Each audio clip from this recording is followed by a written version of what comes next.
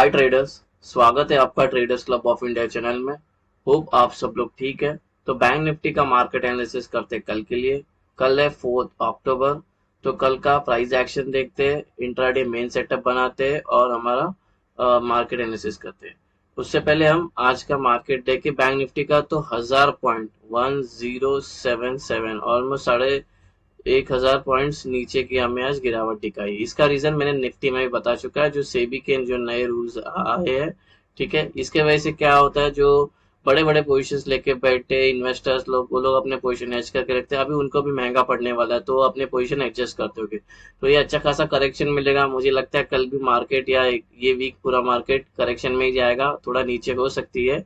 लेकिन हमारा primary trend अभी भी अप ट्रेंड ही है, इंटैक्ट है। ठीक है, 20,000 21,000 के ऊपर तक हमारा प्राइमरी ट्रेंड जो है अप ट्रेंड ही रहने वाला है। ये थोड़ा करेक्शन आने वाला है, और जो वॉर चल रहा है उसका क्रूड ऑयल पे इम्पैक्ट हो रहा है, तो उसके वजह से ये मार्केट अपने नीचे आ रही है। ठीक है, तो बाकी कोई न्यूज नहीं है, ये न्यूज बेस्ड करेक्शन है, तो समझ लेना। अगर सब शांत हो जाएगा, अभी जो ऑप्शन सेलर्स है और ऑप्शन बायर के लिए जो मार्जिन बढ़ा चुके हैं, रिटेल लोग को ये लोग हटाने का ठान लिया है, तो वो सब नॉर्मल हो जाएगा, तब वापस मार्केट अपने तेजी में आ सकती है। अब उसको एक दिन लग सकता है, 2 दिन लग सकता है, या ये वीक थोड़ा करेक्शन कर सकती है।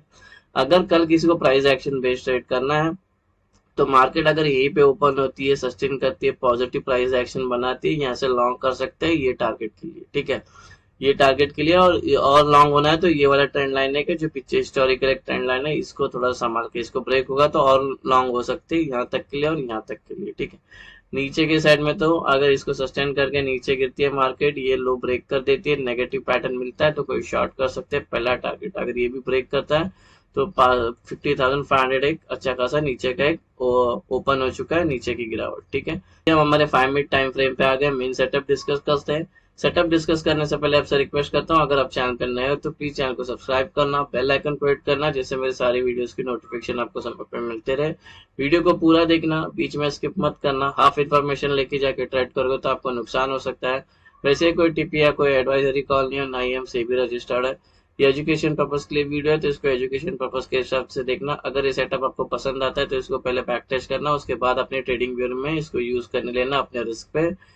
और इस सेटअप से रिलेटेड कुछ डाउट आता है और भी ज्यादा, तो इससे रिलेटेड मैंने एक अलग सा वीडियो बनाया जिसका नाम है ब्रह्मास्त्र स्ट्रैटेजी। उसका लिंक आपको डिस्क्रिप्शन में मिल जाएगा, जो लगभग 45 मिनट्स के आसपास का वीडियो है। वो वीडियो पूरा देख लेना, उसमें आपके सारे डाउट्स क्लियर हो जाएंगे। ये कल का हमारा न्यूट्रल पॉइंट है और नॉन ट्रेडिंग जोन है, और ये wide range ascend descending wide range है, क्योंकि आज काफी नीचे क्लोज हुई तो ये डिसेंडिंग बनेगा, और ये वाइड भी है, और जब भी वाइड होता है तो हमें एक साइडवेज मार्केट दिख सकती है। ठीक है, तो ये जो पूरी रेंज है नॉन ट्रेडिंग जोन और न्यूट्रल पॉइंट का, मैंने यहाँ पे मेंशन किया। वीडियो को पॉज करके आपके चार्ट पे अच्छे से बना के लेना। अब डिस्कस करते हैं रेजिस्टेंस लेवल। ये रेजिस्टेंस 1, रेजिस्टेंस 2 और ये 3।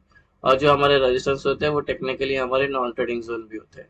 तो रेजिस्टेंस 2 के अंदर प्रीवियस डे हाई इंक्लूड है। ठीक है, जो रेजिस्टेंस 1 का नॉन ट्रेडिंग जोन है यहाँ पे मेंशन है, रेजिस्टेंस 2 की नॉन ट्रेडिंग जोन रेंज है, और ये 3 की नॉन ट्रेडिंग जोन रेंज है। 4, रेजिस्टेंस 5 एंड 6 ये उसके नॉन ट्रेडिंग जोन है हमारे, और नॉन ट्रेडिंग जोन की रेंज 4 की है, और रेजिस्टेंस 5 की नॉन ट्रेडिंग जोन रेंज ये है, और ये 6 के नॉन ट्रेडिंग जोन रेंज है। सपोर्ट लेवल डिस्कस करते हैं। सपोर्ट 1, सपोर्ट 2 और ये 3। सपोर्ट 1 के अंदर इंक्लूड है प्रीवियस डे लो, और जो हमारे सपोर्ट भी होते हैं वो टेक्निकली हमारे नॉन ट्रेडिंग जोन होते हैं। तो सपोर्ट 1 के नॉन ट्रेडिंग जोन रेंज की रेंज ये है, और सपोर्ट 2 की नॉन ट्रेडिंग जोन रेंज ये है, और 3 की नॉन ट्रेडिंग जोन रेंज है। 4, 5 और 6 ये उसके नॉन ट्रेडिंग जोन है।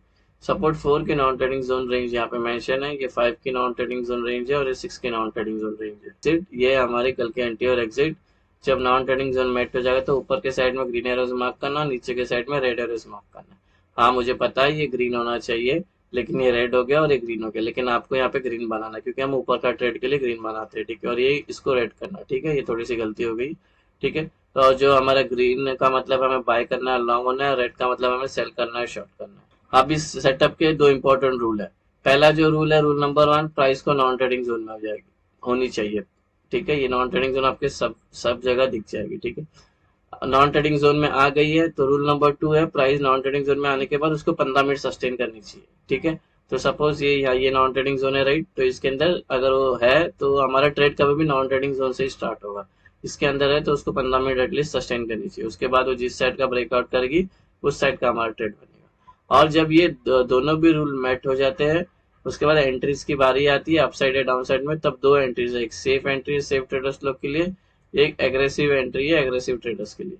इसके बारे में आगे डिस्कस करते हैं, ये एंट्रीज कैसे लेनी है, और ये काफी इंपॉर्टेंट भी है, तो इसको बिना सुने जाना नहीं, ठीक है।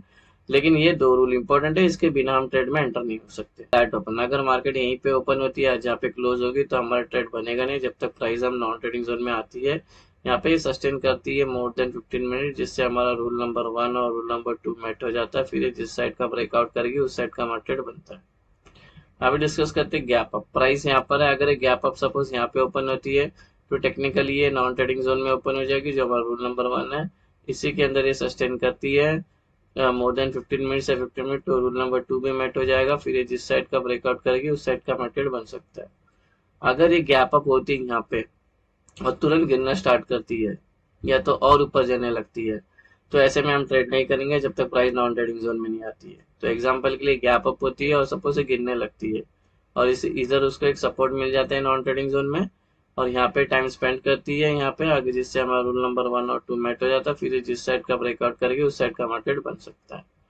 अगर ये gap up non trading zones के बीच में ओपन हो रही है, कोई भी नॉन ट्रेडिंग जोन के बीच में, तो हम पहले वेट करेंगे प्राइस को नॉन ट्रेडिंग जोन में आने के बाद यहाँ पे सस्टेन करती है, जिससे हमारा रूल नंबर 1 और 2 मैट हो जाता है। फिर ये जिस साइड का ब्रेकआउट करेगी उस साइड का मार्केट बन सकता है।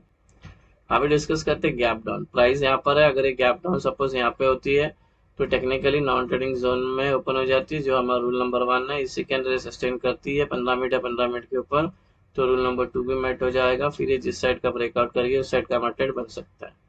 अगर ये गैप डाउन यहाँ पे होती है और यहाँ पे ये अपने आप को संभाल नहीं पाती है, प्राइस ऊपर जाने लगती है या और नीचे गिरती है, तो ऐसे में वेट करेंगे प्राइस को पहले नॉन ट्रेडिंग जोन में आने का। तो एग्जांपल के लिए गैप डाउन होती है और सपोज ये ऊपर जाती है, इस नॉन ट्रेडिंग जोन में आके यहाँ पे टाइम स्पेंड करती है, जिससे हमारा रूल नंबर 1 और रूल नंबर 2 मैट हो जाता है। फिर जिस साइड का ब्रेकआउट करेगी उस साइड का मार्केट बन सकता है। अगर ये गैप डाउन यहाँ पे होती है नॉन ट्रेडिंग जोन्स के बीच में, तब हम ट्रेड नहीं करेंगे, पहला वेट करेंगे प्राइस को नॉन ट्रेडिंग जोन में आना चाहिए। उसके बाद ये सस्टेन करती है यहाँ पे काफी टाइम, जिससे हमारा रूल नंबर 1 और 2 मैट हो जाता है। फिर ये जिस साइड का ब्रेकआउट करती है उस साइड का मार्केट बन सकता है। अभी टारगेट डिस्कस करते हैं, जब भी हम ट्रेड में एंटर होंगे तो क्या टारगेट लेंगे करके, और यही सेम जैसा अभी मैं एक्सप्लेन करने वाला निफ्टी में भी वही होने वाला है, ठीक है।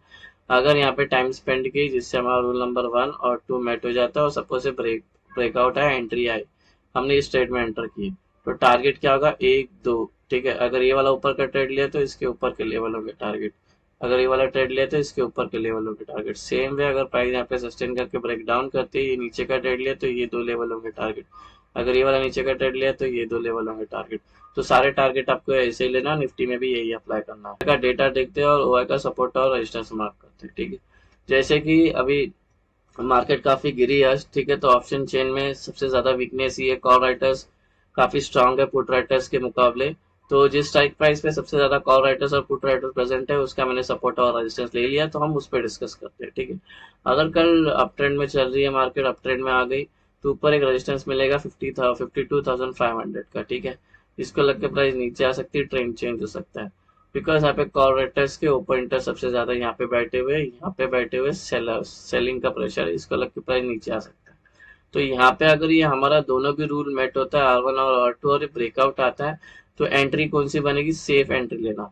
एग्रेसिव एंट्री करना है तो कर सकते हो, लेकिन पहले बैक टेस्ट करना, क्योंकि ये तुरंत यहाँ पे रेजिस्टेंस है ना, इसलिए सेफ एंट्री बोल रहा हूँ, नहीं तो एग्रेसिव एंट्री ले सकते थे।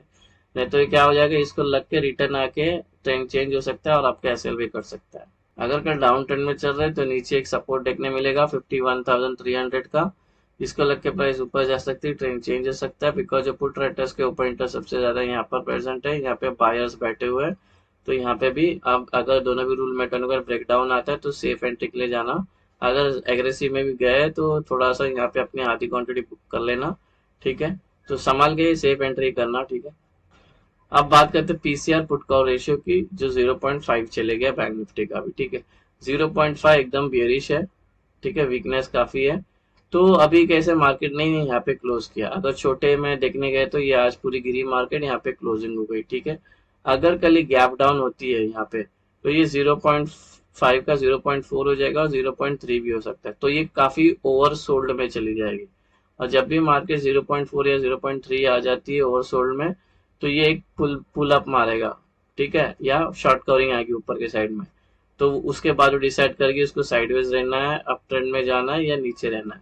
ठीक है, तो ये अगर गैप डाउन होता है तो पक्का शॉर्ट कवरिंग मार सकती है, तो ये थोड़ा सा ध्यान में रखना। उसके बाद ट्रेड में एंटर होगा। तो सेफ एंट्री एक बार आपको एक्सप्लेन कर देता हूँ। एग्जाम्पल के लिए प्राइस इसके अंदर है, यहाँ पे हमारा दोनों भी रूल मेट हो गए और ये ब्रेकआउट आया, तो ये ब्रेकआउट वाली कैंडल चढ़ के नेक्स्ट जो 3 कैंडल बनेगी, तीनों भी ग्रीन बननी चाहिए। उसके बाद जब एंट्री करेगा तो ये बुलिश शेप एंट्री होगी। सेम वे यहाँ पे टाइम स्पेंड करके दोनों भी रूल मैट होता है, ब्रेक डाउन आती है, ब्रेक डाउन वाली कैंडल छोड़ के नेक्स्ट जो 3 कैंडल बनेगी, तीनों भी रेड बननी चाहिए। उसके बाद जब एंटर करेंगे तो ये बेरिश सेफ एंट्री होगी। अभी एग्रेसिव एंट्री के बारे में एक बार एक्सप्लेन कर देता हूँ। यहाँ पे टाइम स्पेंड की इधर प्राइस ने, हमारा रूल नंबर 1 और रूल मेट हो गया, ये ब्रेकआउट आया। तो ब्रेकआउट वाली कैंडल छोड़ के नेक्स्ट जो कैंडल बनेगी वो बननी चाहिए ग्रीन, साइज कोई भी चलेगी। बस इतना ध्यान में रखना है कि नॉन ट्रेडिंग जोन को टच नहीं होना चाहिए, उसका विक भी टच नहीं होना चाहिए। उसके बाद जब एंटर करेंगे तो ये एग्रेसिव बुलिश एंट्री होगी।